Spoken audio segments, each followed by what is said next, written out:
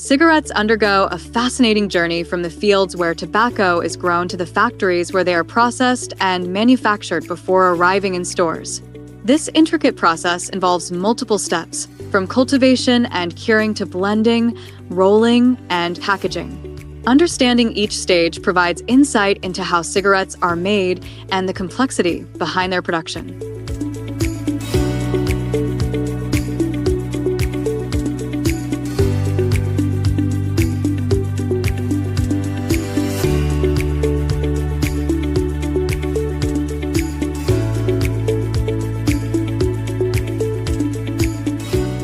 The journey begins in vast fields where tobacco plants are carefully cultivated. These plants are grown in many parts of the world, including the United States, China, Brazil, and India. Tobacco farming starts with planting tiny seeds, which can be directly sown into the soil or germinated in nurseries before being transplanted. Since tobacco plants are delicate in their early stages, farmers nurture them under controlled conditions until they are strong enough to grow in open fields.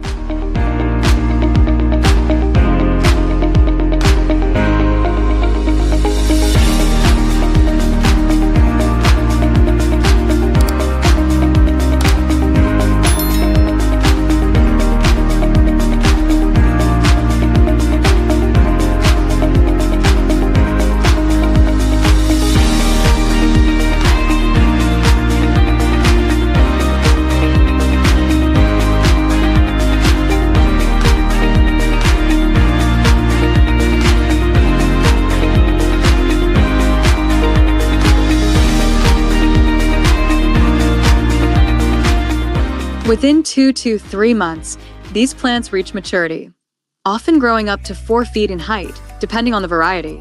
When the leaves reach the right stage of ripeness, harvesting begins.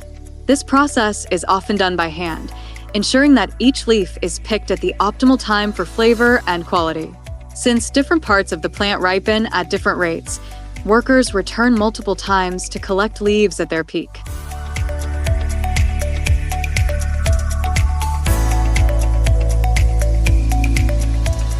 After harvesting, the tobacco leaves are not immediately ready for use.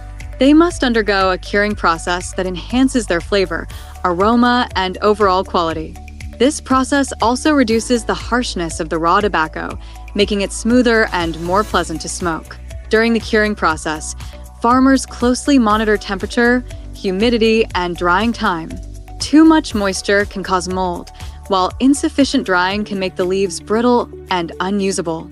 By the end of this stage, the leaves transform from green to deep brown, significantly altering their texture and chemical composition. Once cured, the tobacco leaves move to processing plants, where they undergo further refinement. The first step is stripping, where the stems are removed. Each leaf is then meticulously inspected and sorted based on color, size, and quality.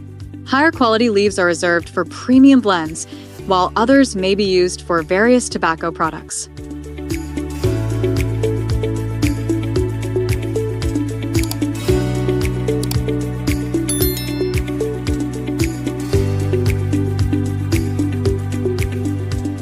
The leaves are then shredded into thin strips known as cut rag.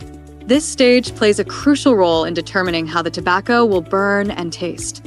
Different products require different cut sizes, with finer cuts used for faster-burning cigarettes and coarser cuts for slower burns.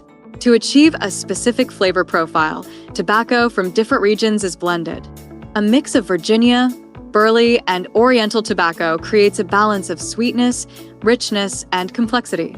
Manufacturers may also add moisture to prevent the tobacco from drying out.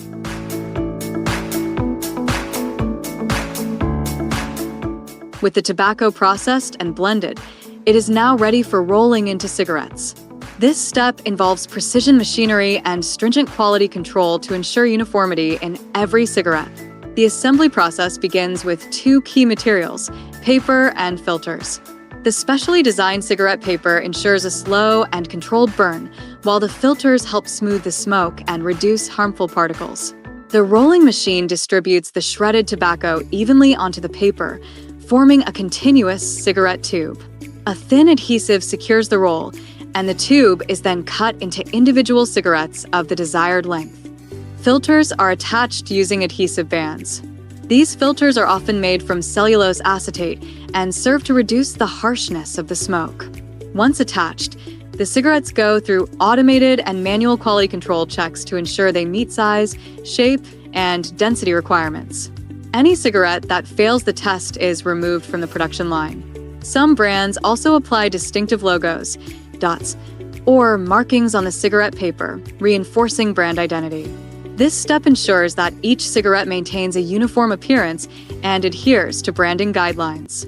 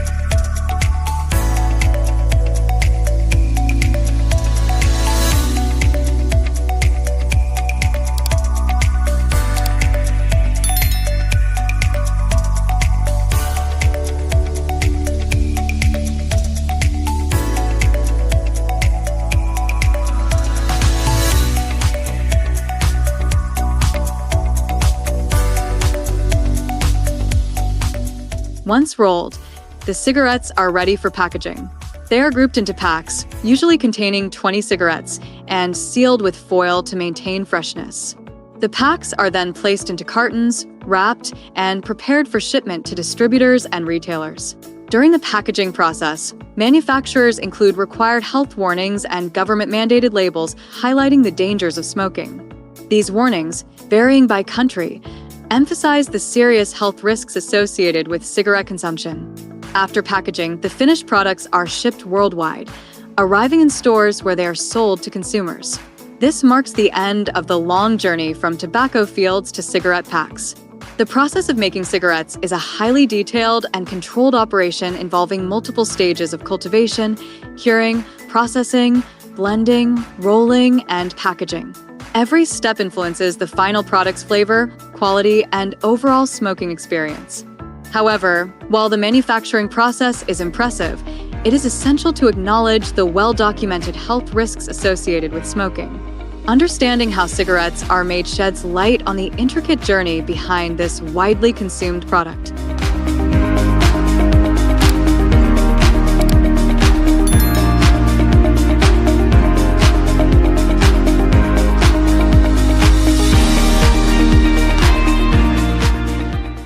Every year, billions of toothpaste tubes are made all over the world. This daily necessity is a soft paste that helps clean teeth. But have you ever wondered how hard minerals turn into this smooth, minty paste?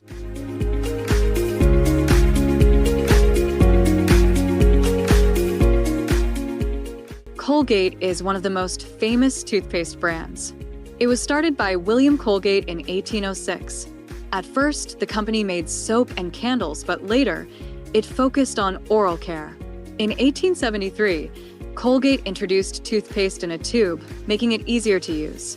Over time, the company kept improving its products, adding fluoride for better protection, and expanding to over 150 countries.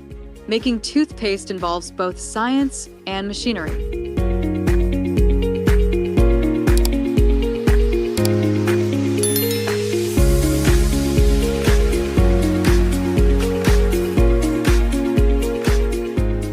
It begins with key ingredients like silica, calcium carbonate, and baking soda. These act as tiny scrubbers to clean teeth. Factories receive these materials in large amounts, ready for processing.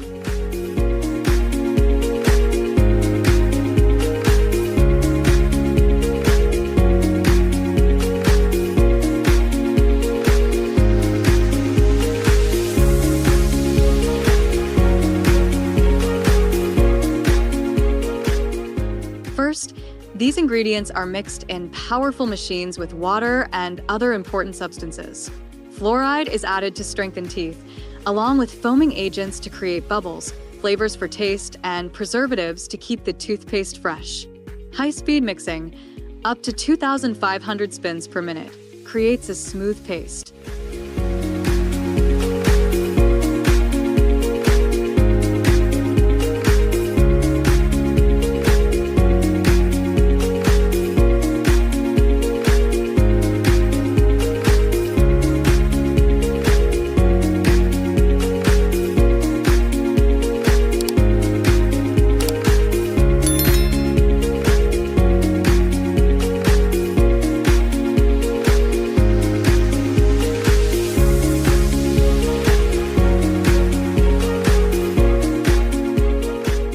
To make sure the paste is just right, it is heated in big metal containers. This step keeps unwanted chemical reactions from happening and helps maintain the right texture. Each batch makes enough toothpaste to fill thousands of tubes. Some toothpaste has colored stripes, which are added using special dispensers. These machines carefully place the colored gel inside the tube along with the main paste. Because of the thickness of the paste, the colors stay separate and do not mix together.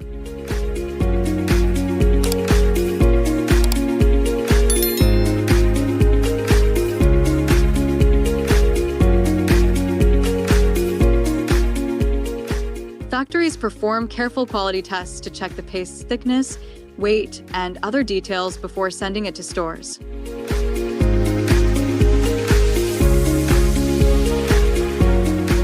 Toothpaste works by both chemical and mechanical cleaning. The fluoride fights bacteria and plaque, while tiny abrasives scrub the teeth.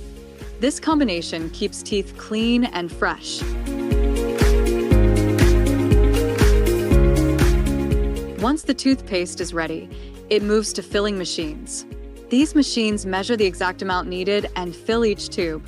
The tubes are then sealed, labeled, and packed into boxes for shipping.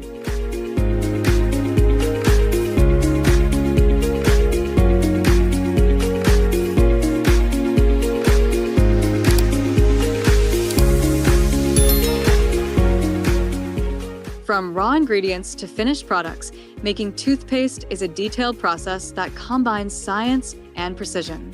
Thanks to this careful production, millions of people around the world can brush their teeth with every squeeze of the tube.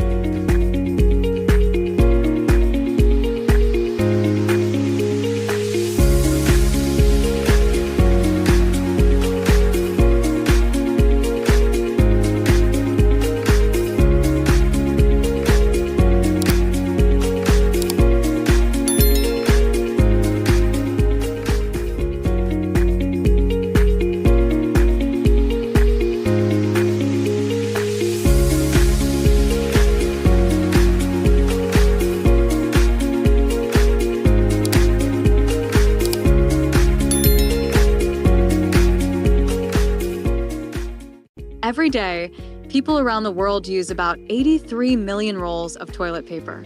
It's something almost everyone needs, but have you ever wondered how it is made? What happens before it reaches your home? We visited a factory to see how toilet paper is produced.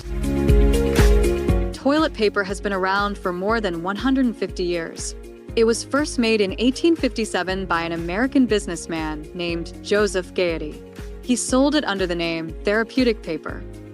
At that time, it wasn't on a roll like today. Instead, it was sold in small sheets, stacked together. In 1890, another company changed how toilet paper was made. They introduced the roll format, making it much easier to use. This was a big improvement because it allowed people to pull out as much paper as they needed. Today, each person uses about 100 rolls of toilet paper every year. In total, that adds up to about 21 billion rolls worldwide. If you placed all those rolls end to end, they would wrap around the earth many times. Making toilet paper from fresh trees would use up a lot of forests, so many factories now recycle old paper to produce new toilet paper. However, the process of turning rough, used paper into soft, white, and absorbent toilet paper is not simple. It took over 150 years to develop the right method. This paper factory uses a smart recycling process to make high-quality toilet paper. It all starts with collecting huge amounts of used paper from schools, offices, and universities.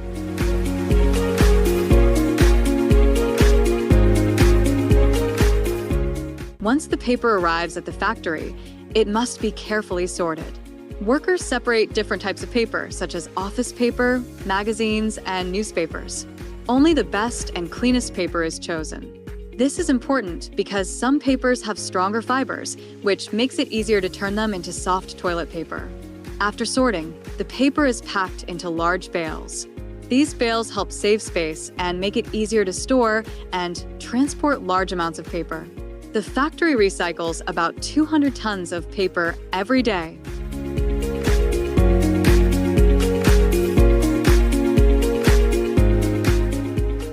The first machine in the recycling process is called a puller. It is a large industrial tank that works like a giant blender.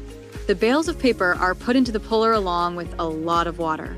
The machine spins fast, breaking the paper into tiny pieces. This turns it into a wet, soupy mix called pulp. The puller has spinning blades that help mix the paper and water. These blades spin for about 10 minutes, helping to separate the tiny paper fibers.